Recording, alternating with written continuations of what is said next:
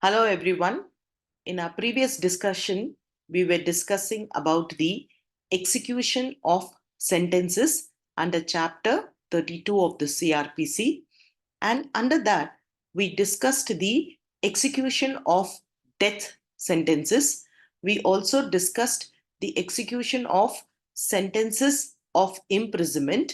And today, we will be discussing about the execution of sentences of fine. Now, if you look at the execution of levy of fine, we have four simple provisions here, which we need to remember from section 421 to section 424 of the CRPC. Now, here, students, before I go into explaining these four simple provisions, I would like you to have your criminal procedure code with you. So, as I'm explaining, it will be easy for you to understand. Now, let's quickly move into discussing section 421, that is warrant for levy of fine. When an accused person has been sentenced to pay fine, the court may take action for the recovery of the fine in either of the ways or in both the ways.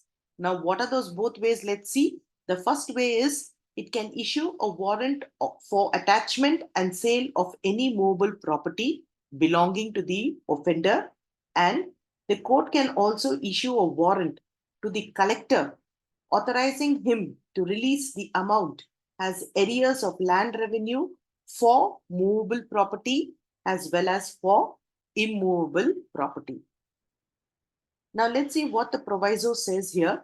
It says that in case of default of payment of fine, the offender shall be imprisoned, and if the offender has undergone the whole of such imprisonment, then no court shall issue such warrant against him. Now let's see what section 422 talks about. It talks about what are the effects of such warrants. When a warrant is issued under section 421, subsection 1A, it shall be executed within the local jurisdiction of that court. But if warrant is to be executed outside the jurisdiction of the court, then the attachment and sale of any property can be done with the endorsement by the district magistrate within whose local jurisdiction such property is found. Now let's go to section 423. 423 talks about the warrant for levy of fine issued by a court in any territory to which this court does not extend.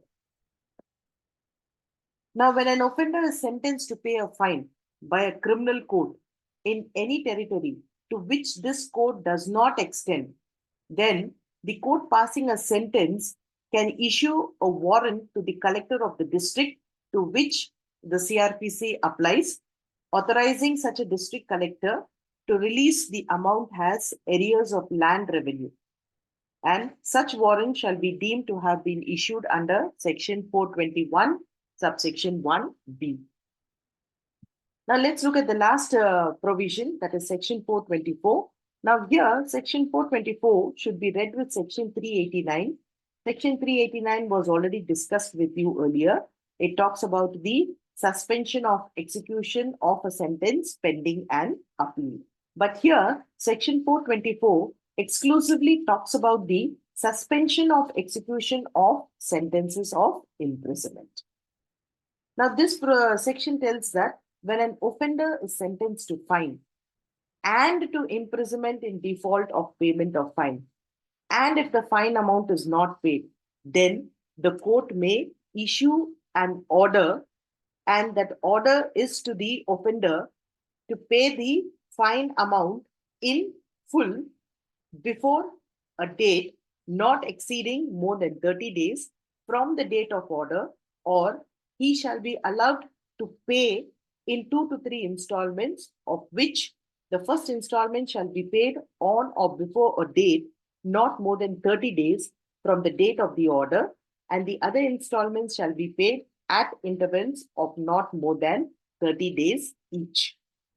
The court can also order suspension of execution of the sentence and release the offender on his executing a bond with or without sureties on a condition for his appearance before the court on the date the payment of fine is to be made or installment is to be paid, and if he fails to make the payment of fine amount or the installment amount, then the execution of sentence of imprisonment is to be carried out.